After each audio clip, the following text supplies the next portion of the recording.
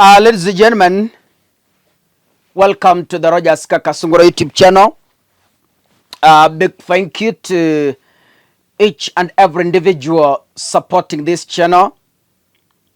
And may God bless you. Our target this year is to reach 100,000 subscribers. And I believe this is possible because we have clocked or we are headed to 90,000. So we are moving. If you're watching this video kindly, the only way you can support Kaka is by clicking the subscribe button and of course turn on your notification bell. Kaka, allow me to make my submissions on the recent characters exhibited from our Kenya Defense Forces. I want to address the two most recent incidents that have happened in the last 10 days. Two serious incidents involving the Kenya Defense Forces and the Kenya police officers. The two incidents have left me asking myself several questions. Are we having a stressed KDF? Are we having a depressed KDF? Or maybe, are we expecting a rogue KDF? Maybe. What is happening in the Republic of Kenya? KDF officers are now fighting the Kenya police. The people in the same service, but different categories. All of them are serving Kenya security-wise. But when you find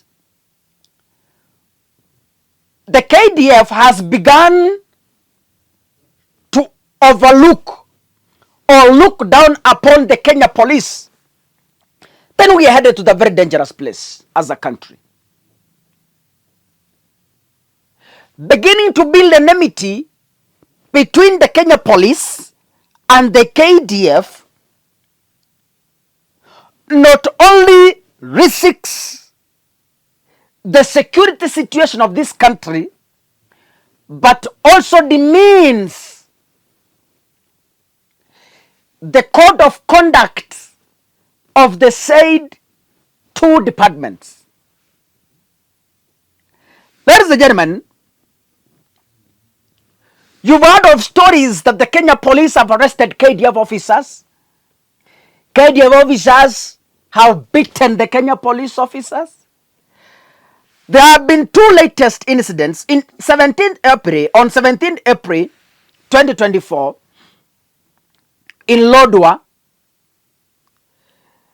Over 10 KDF officers stormed a police station. Storming, you know what storm means. Yani walienda kwa nguvu. Sisi ndio kusema, sisi ndio wenye nguvu, tumefika hapa and there's nothing you're doing. Such a kind of environment.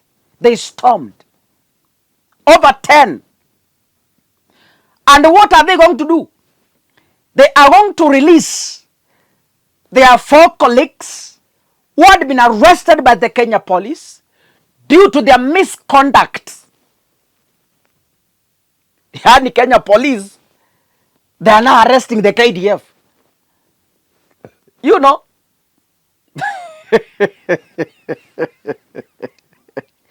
Kenya police are now have the power and authority. Najua kaka, when I was growing up, mimi nilikuwa naambiwa Kenya polisi akiona KDF anafaa kupiga salute mara 10. Okay, hivyo ndio mimi nilijua. Na mimi nilijua kwamba one KDF officer can close 100 police stations by slapping and boxing all police officers in those particular stations. But no. No. It is happening the either way. Now, Why were the 4 colleagues arrested? According to reports, there was a slight, these were police officers manning a roadblock. It was around near Turkana University College. These police officers maybe asked their colleagues, hawa ni watu, they are on their duty and you have the responsibility to respond to their questions. So there was a disagreement. So hawa KDF wakajisikia sukari.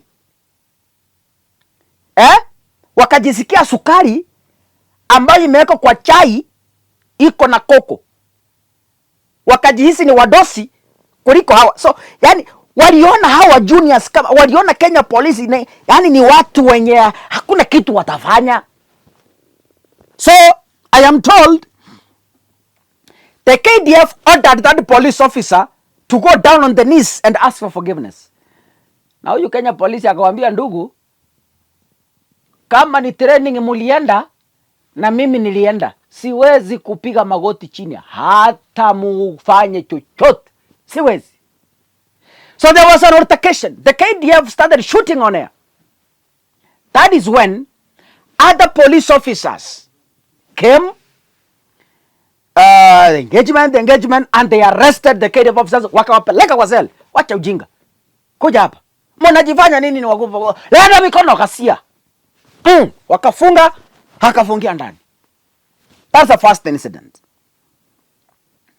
The second incident happened yesterday, the 27th of April 2024, at Likoni in Mombasa. The KDF officers attacked the Kenya police officers just publicly on the roadside. Wakaanza kuwapiga maslap, and the KDF were armed with very strong machines, guns. Ladies and gentlemen, according to reports, that video we can't play it here because of the YouTube community guidelines, so I will avoid it. But I think you saw it on social media, on Facebook, on YouTube. The KDF officer was captured slapping the Kenya Navy, the Kenya Ferry Services guard. And when the KDF officers were slapping the guy, the Kenya police officers were there present, and they tried to intervene. Mbona unapiga huyu bure bwana? Hata kama wewe ni KDF, si mambo utatuliwa polepole. You have no audacity. Even if you are the KDF, hauna nguvu to assault someone just because you are in a KDF uniform. You don't. So the Kenya police officer tried to intervene. So the KDF turned against the police officer. Wakaanza kuwatwanga. That is the Kenya we are in. So it forced an intervention of senior colleagues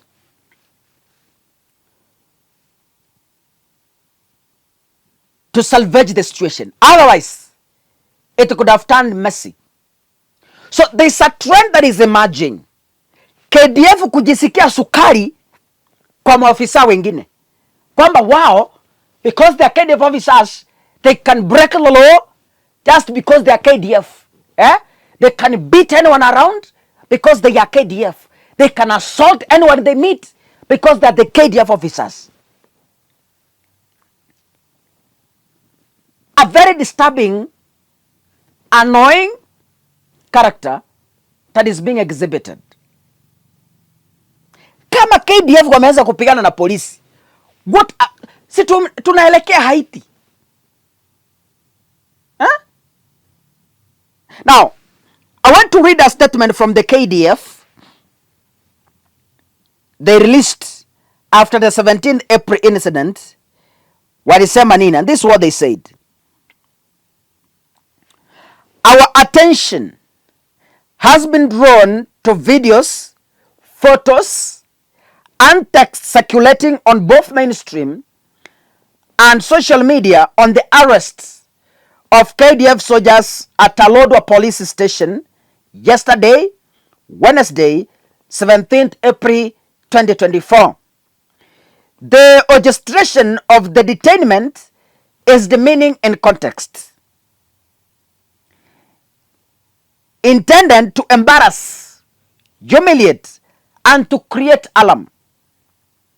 The incident, though localized and occurring at a tactical level, is of great concern to the entire KDF fraternity. It also degrades the complementary spirit in multi-agency environments and operations.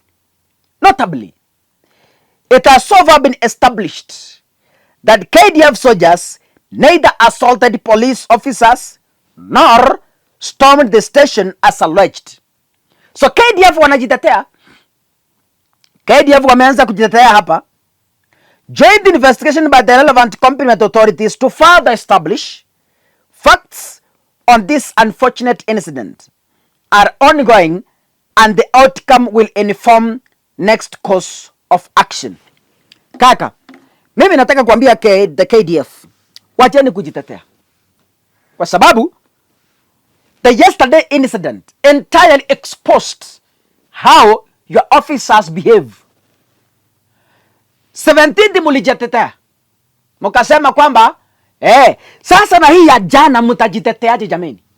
Wacha nisikie vile walisema. Listen to what they said yesterday. Taka nikusomee statement ya jana.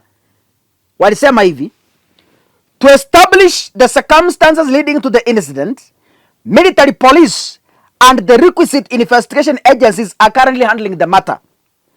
The incident is highly regrettable. As KDF personnel, we are beholden to the core value of professionalism.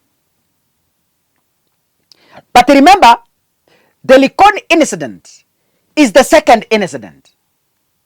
From the Likoni incident, how can the KDF convince us that their officers never assaulted a police officer in Lodwar?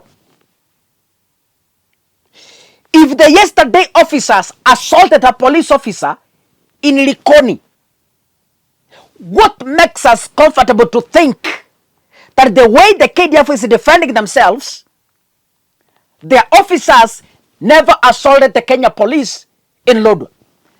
As I finish, the KDF should treat this matter with the seriousness it deserves, or else we are headed to a very dangerous season. This is regrettable, uncouth, and should be condemned by the strongest terms possible. And I hope the KDF won't blindly defend itself, because the Likon one has videos. The Lodwar one had photos. So they tried to act holier than thou. Kufanya kosa si kosa, lakini ukilirudia kosa, Waswahili wanasema ndilo kosa. KDF walifanya kosa Lodwar, wakajitetea. Wakenya tukasema ni sawa. Wamelirudia tena kosa lilo hilo eneo la Mombasa Likoni. Ni nini kitafanya Mkenya wa kawaida kuamini kwamba wana KDF hawana tabia mbaya ya kujisikia sukari na kujiona wakubwa kushinda wengine? Sad. God bless you, ladies and gentlemen. See you in the next video. Asanteni sana.